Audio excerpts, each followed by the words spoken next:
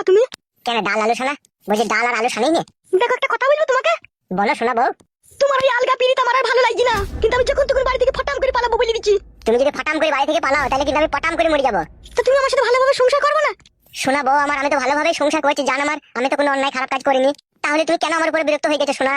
ভালো লাগে না আমার আর আমার সাথে সংসার করতে। জানি না আমি। একবার তাকাও আমার শোনা আমার দিকে। স্বামী আর স্ত্রী বানাই দুজন মিস্ত্রি, সে বড় কঠিন কারিগর মনরে, সে বড় আজব জাদুকর। ঢ্যামনামো করছো নাকি তুমি? তোমার ঢ্যামনামা মনে হলো এটা? তোমার লেগে আমি দুটো বউ ছেড়ে তোমাকে আপন করে বিয়ে করলাম, আর সেই তুমি আজকে এরকম কথা বলছো যে বাড়ি থেকে পটাম করে পালাবো। তা তুমি যদি এরকম করো তা কি করবো আমি? একটা কথা বলবো তোমাকে। কি?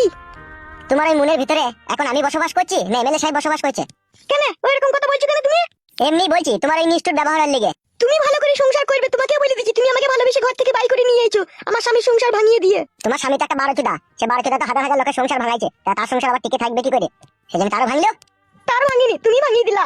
ও এরকম কথা বললো না জান আমার। তুমি আর আমি এক জায়গায় হই তো তোমার স্বামীর সংসারটা ভাঙলাম, তাহলে তুমিও অপরাধী আমিও অপরাধী, একা আমাকে কেন দোষী করছো জান আমার?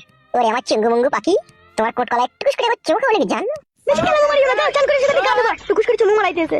Okay madam. আবার ম্যাডাম মারাইতেছে, যাও গা ধোগা। ওকে আমার চিঙ্গু মুঙ্গু। কাদা কুকুর বেটাকে তুমি বারণের উল্টো পিঠে করে মারবো। ও কথা বলো না গো গিন্নি, স্বামীর গায়ে হাত তুললে তোমার নরকেও জায়গা হবে না। না হোক নরকে জায়গা, নরকের বাইরে তো হবে। ওখানেও হবে না, ওখানে দাঁড়িয়ে থাকলে আবার জমদূতরা এসে তোমাকে লেগে আবার নরকে হয়ে যাবে। বেশি কেন মনে আমারই চান করে এসে যাও। যাচ্ছি আমার চিঙ্গু মুঙ্গু।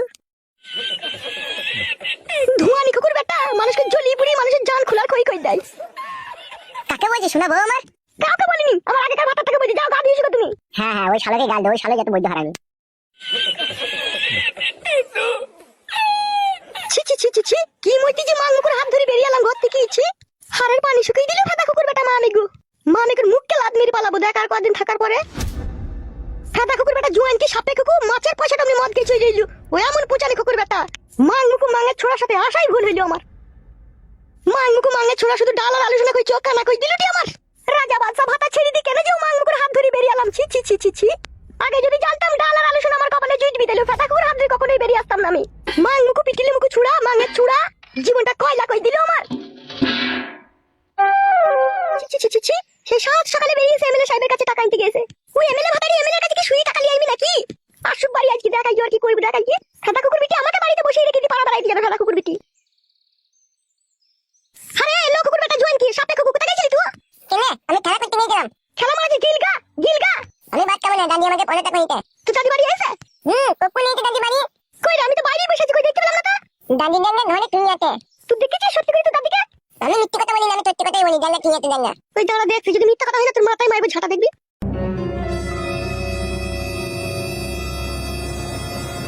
এ বানা মাথা যত দৌড় থেকে আমার, আমি ভালো ছেলে আর আমার খাতে দৌড় দেবে। আজকে মানে আমি ভাত খাবো না, সারাদিন খাতে খেলাই করবো দেখতে লিগা তোরা। মা এ মা কই না, কি হলো কি? তুই বাড়ি এলি তো তুই আমাকে বলছিস না? কি বলবো আমি? তুই যে এমএলএ সাহেবের কাছে টাকা আনতে গেলি, তা টাকা নিয়ে এলি? হ্যাঁ টিলি আইছি, তা তুই এত চিল্লাছিস কেন? সত্যি এসে বা শুয়ে পড়ছিস কেন তুই? আর বলিস না ও মাং মুখ ছুড়ার লেগে আমার শরীরে জ্বর চলে এলো। 90,000 টাকা দিয়েছো ফাদা কুকুর বেটা মা আমিগো। 90,000 টাকা নিলি কেন তুই? 4 লাখ টাকা দিবার কথা ছিল, 4 লাখ টাকা লিখতে পারতিল। ও মা আমিগো ফাদা কুকুর বেটা দেয়নি মা, দাদা একটা বান্ডিল দিয়েছে। দাদা দেখ এমএলএ ফাদা কুকুর বেটা মা আমিগো 90,000 টাকা দিয়েছে, 4 লাখ টাকা দিবার কথা ছিল। ও মা আমিগো জন্য আমার জ্বর চলে এলো। মা বস এখানে বস।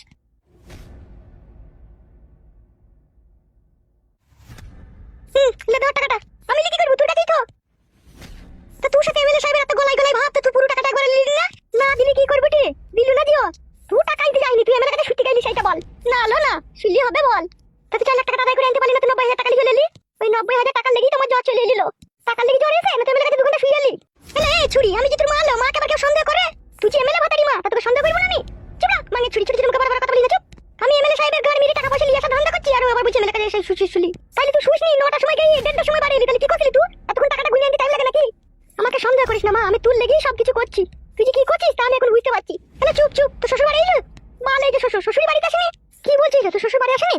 না আমি কি তোকে মিথ্যা বলছি নাকি? এই দিকে রেন্ডিও বাড়ি ছেড়ে পালাইলু, তোর শ্বশুর বাড়ি ছেড়ে কোথায় গেল কিছু তো বুঝতে পারছি না। লো তুই এমএলএ কাছে সুগা, তাহলে সব বুঝতে পারবি। অমর করছিস কেন তুই? তোর লেগেই তো আমি সবকিছু করছিল। আমার এমএলএ মারাছিস, এমএলএ জন্যই তাই আমরা বেঁচে ছিল। তুই বেঁচে আছিস কিন্তু আমি তো বেঁচে নাই, আমার তো বুকের ভিতর জ্বলছে। কেন না তোর আমার বুকের ভিতর জ্বলবে কেন না? আমি তো আছি। তুই কত আছিস সে আমার জানা হয়ে গেছে। তুই যখন কুটকুটুনি হচ্ছি হালহালি হচ্ছি তখন এমএলএ সাহেবের কাছে গিয়ে করছিস?